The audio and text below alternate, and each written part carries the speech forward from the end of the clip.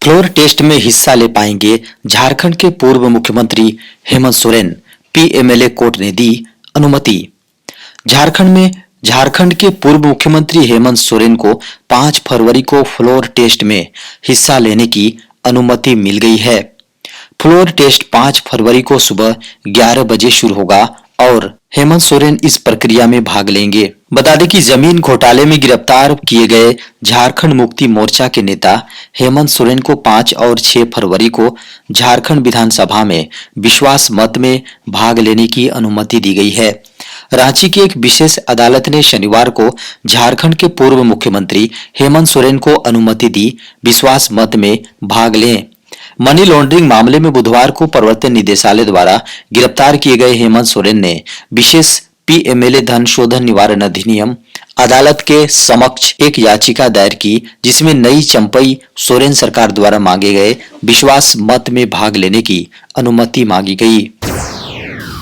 झारखंड पहुंची राहुल गांधी की भारत जोड़ो न्याय यात्रा। झारखंड में कांग्रेस नेता राहुल गांधी की भारत जोड़ो न्याय यात्रा प्रवेश कर गई है। बीते शुक्रवार को झारखंड में प्रवेश कर गई। झारखंड में एक जनसभा को संबोधित करते हुए उन्होंने आरोप लगाया कि बीजेपी ने लोगों द्वारा चुनी गई झारखंड सरकार को अस्थिर करने की कोशिश की, लेकिन इंडिया गठबंधन उसकी साजिश के खिलाफ खड़ा हो गया और उसे सफल नहीं होने दिया। मीडिया की खबरों को माने तो इस मौके पर नवनियुक्त मुख्यमंत्री चंपई सोरेन भी मौजूद रहे और उन्होंने राहुल गांधी का स्वागत किया। सभा को संबोधित करते हुए राहुल गांधी ने आरोप लगाया कि बीजेपी के पास धन बल और जांच एजेंसियां हैं, लेकिन कांग्रेस और वह उनसे डरते नहीं है, साथ ही उनकी विभाजनकारी विचारधारा के खिलाफ लड़ते रहेंगे। झारखंड में जमीन घोटाले मामले में ईडी का एक और बड़ा एक्शन, एक और हुई गिरफ्तारी। झारखंड के कथित भूमि घोटाले के मामले में झारखंड के पूर्व मुख्यमंत्री हेमंत सोरेन के बाद ईडी ने एक पुलिसकर्मी को गिरफ्तार किया है। खबरों को माने तो आरोपी ने कथित तौर पर अवैध भूमि हासिल करने में पूर्व मुख्यमंत्री की सहायता की थी। झारखंड राजस्व विभाग में उप निरीक्षक भानु प्रताप प्रसाद कथित तौर पर भूमाफिया के साथ काम करते थे। मीडिया की खबरों को माने तो उन्हें जांच एजेंसी ने धन शोधन निवारण अधिनियम पीएमएलए की धारा 19 के तहत गिरफ्तार किया है। खबरों को माने तो बड़गाई के राजस्व निरीक्षक हल्का कर्मचारी भानु प्रताप प्रसाद को गिरफ्तार कर लिया है। उस पर भूमि के सरकारी रिकॉर्ड में हेराफेरी करने, मूल रिकॉर्ड के साथ छेड़छाड़ करने का आरोप है। हैदराबाद में हाई सिक्योरिटी के बीच महागठबंधन के 37 विधायक 5 फरवरी को परीक्षा की घड़ी। झारखंड में मुख्यमंत्री चंपई सोरेन ने मुख्यमंत्री पद की शपथ ले ली है, लेकिन चंपई सरकार पर मंडरा रहा खतरा अभी पूरी तरह से टला नहीं है। खबरों को माने तो शुक्रवार को शपथ ग्रहण के तुरंत बाद झारखंड मुक्ति मोर्चा और गठबंधन में शामिल सभी विधायकों को हैदराबाद भेज दिया गया है, जहां वो कड़ी सुरक्षा में हैं। इस बीच सोमवार यानी 5 फरवरी को झारखंड सरकार को फ्लोर टेस्ट में अपना बहुमत साबित करना होगा।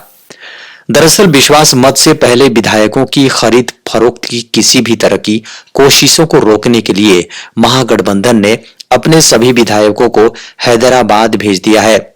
शुक्रवार को चंपई सोरेन के मुख्यमंत्री पद की शपथ लेने के बाद झारखंड मुक्ति मोर्चा, कांग्रेस और राजद गठबंधन के 37 विधायक हैदराबाद पहुंच गए हैं। यहां वो लियोनिया रिसोर्ट में ठहरे हुए हैं। रेलवे में निकली एक और बम्पर भर्ती, 10वीं पास युवा कर सकते हैं आवेदन। भारतीय रेलवे में नौकरी की तैयारी करने वाले युवाओं के लिए बड़ी खुशखबरी है। इंडियन रेलवे में 2800 से अधिक पदों पर भर्तियां निकाली गई हैं। इन पदों के लिए आवेदन करने की प्रक्रिया 29 जनवरी 2024 से शुरू हो गई है और 28 फरवरी 2024 तक चलेगी। बता दें कि यह भर्ती दक्षिणी रेलवे की ओर से निकाली गई है। इसके तहत अप्रेंटिस पदों को भरा जाना है।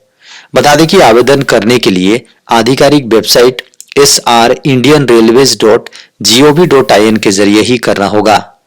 खबरों को माने तो इस भर्ती प्रक्रिया के तहत दक्षिणी रेलवे अप्रेंटिस के कुल 2860 पदों को भरेगा। इसमें फीटर, वेल्डर सहित कई पद शामिल हैं। ये सभी पद दक्षिणी रेलवे के विभिन्न डिवीजनों में भरे जाएंगे। बता दें कि फीटर पदों के लिए 10वीं में कम से कम 50% नंबरों के साथ पास होना चाहिए। वहीं चिकित्सा प्रयोगशाला तकनीशियन के लिए भौतिकी, रसायन विज्ञान और जीव विज्ञान न्यूनतम 50% कुल अंकों के साथ 12वीं पास होना चाहिए। अधिक विवरण के लिए उम्मीदवार आधिकारिक वेबसाइट पर विजिट कर सकते हैं। बता दें कि इन पदों के लिए आवेदन करने वाले अभ्यर्थी की उम्र 15 वर्ष से 24 वर्ष के बीच होनी चाहिए। राहुल गांधी का सरकार पर बड़ा हमला, कहा आदिवासियों की जमीन छीनकर अडानी को देना चाहती है भाजपा। कांग्रेस सांसद राहुल गांधी ने शनिवार को आरोप लगाते हुए कहा कि केंद्र में भारतीय जनता पार्टी का लक्ष्य आदिवासियों की जमीन और संसाधन छीनकर अपने कॉर्पोरेट मित्र को देना है। सोशल मीडिया प्लेटफॉर्म एक्स पर कांग्रेस नेता ने कहा कि आज भारत में एक साजिश के तहत आदिवासियों के अधिकारों को कमजोर किया जा रहा है।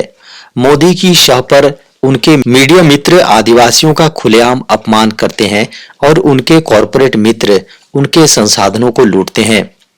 उन्होंने कहा कि सबसे पुरानी पार्टी इस बात के लिए प्रतिबद्ध है कि आदिवासी समुदाय समृद्ध हो और उनकी सांस्कृतिक विरासत की रक्षा की जाए। उन्होंने कहा कि आदिवासियों के लिए वन अधिकार जैसे कानून बनाए, आदिवासी बिल लाए, सरना धर्म कोड लागू करने की दिशा में कदम उठाया, लेकिन आदिवासियों के हितों की रक्षा के लिए भाजपा कोई भी कानून लागू नहीं होने देती, क्योंकि उनका मकसद आदिवासियों की जमीन और अन्य संसाधन छीनकर अपने कॉर्पोरेट मित्रों को देना है।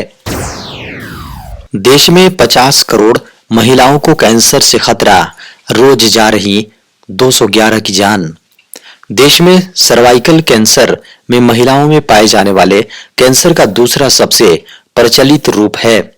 केंद्रीय वित्त मंत्री ने सर्वाइकल कैंसर की स्थिति, जी हां, इस गंभीरता को देखते हुए बजट में इसके लिए टीकाकरण कार्यक्रम का ऐलान किया है।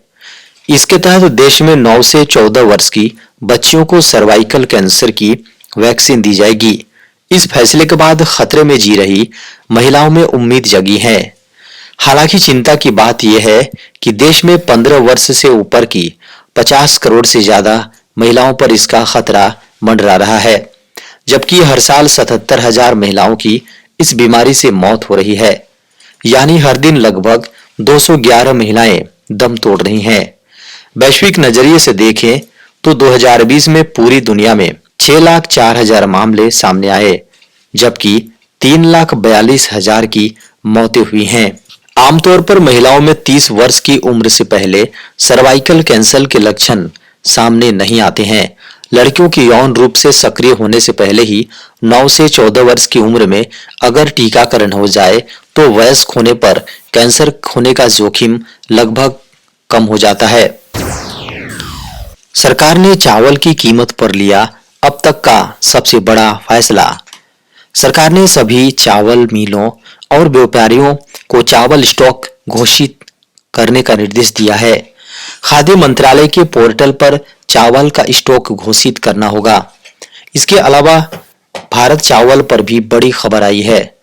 सरकार चावल पर स्टॉक सीमा लगाने पर भी विचार करेगी। दरअसल सरकार की तमाम कोशिशों के बावजूद चावल की कीमत कम नहीं हो रही है, इसलिए सरकार ने अब चावल मिल व्यापारियों के स्टॉकिस्ट को चावल का स्टॉक घोषित करने का निर्देश दिया है। सरकार ने भारत चावल बेचना शुरू कर दिया। भारत चावल 29 रुपए प्रति किलो बेचा जाएगा। खाद्य सचिव ने बताया कि चावल का निर्यात नहीं खोला जाएगा। इस बीच सरकार चावल पर स्टॉक लिमिट भी लगा सकती है। इस साल चीनी का उत्पादन 10% बढ़ जाएगा। हालांकि चीनी का पर्याप्त स्टॉक है, लेकिन चीनी के दाम नहीं बढ़ेंगे। हालांकि अभी तक सरकार सीमित आधार पर मोबाइल वैन के जरिए ही बिक्री करती रही है। नई योजना अगले सप्ताह से शुरू होगी। सरकार ने खुदरा बाजार में आवश्यक खाद्य पदार्थों की कीमतों को नियंत्रित करने के लिए बड़ा कदम उठाया है। बता दें कि 29 रुपए प्रति किलो की कीमत पर मिलने वाला सरकारी चावल भारत राइस अब लोगों को उनके नजदीकी दुकानों पर भी मिलेगा। इससे देश की आम जनता तक सस्ता भारत चावल पहुंचाना संभव हो सकेगा। इसके अलावा सरकार चावल की जमाखोरी करने वालों के खिलाफ कार्रवाई करने की भी योजना बना रही है। भारत में कोविड-19 के सामने आए 159 नए मामले। देश में पिछले 24 घंटे में कोरोना वायरस के 159 नए मामले सामने आए हैं, जबकि उपचाराधीन मरीजों की संख्या 1400 है। केंद्रीय स्वास्थ्य मंत्रालय ने इसकी जानकारी शनिवार को दी। केंद्रीय स्वास्थ्य मंत्रालय के शनिवार सुबह 8 बजे के ताजा आंकड़ों के अनुसार पिछले 24 घंटे में केरल में कोविड-19 के संक्रमण से 3 व्यक्तियों की मौत की खबर है। वहीं मीडिया की खबरों को माने तो दैनिक मामलों की संख्या 5 दिसंबर तक कम होकर 2 अंकों में सिमट गई थी, लेकिन वायरस के नए स्वरूप के उभरने और ठंड की स्थिति के कारण मामलों में वृद्धि देखी गई। 5 दिसंबर के बाद 31 दिसंबर 2023 को कोविड-19 के सर्वाधिक 841 नए मामले सामने आए थे, जो मई 2021 में महामारी के चरम के दौरान के दैनिक मामलों का 0.2% है। बताया गया है कि वर्तमान आंकड़े से यह पता चलता है कि वायरस के JN.1 स्वरूप से न तो मामलों में तीव्र वृद्धि हो रही है और न ही इसके कारण मरीजों के अस्पताल में भर्ती होने या मृत्यु दर में इजाफा हो रहा है। भारत में पूर्व में कोविड-19 की 3 लहरें देखी गई हैं, जिसमें से अप्रैल-जून 2021 की डेल्टा लहर के दौरान कोविड-19 के रोजाना संक्रमण और इससे होने वाली मौत के मामले अत्यधिक दर्ज किए गए थे। महामारी के चरम के दौरान 7 मई 2021 को कोविड-19 के 4,14,188 नए मामले सामने आए थे और संक्रमण से 3,915 लोगों की मौत हुई थी।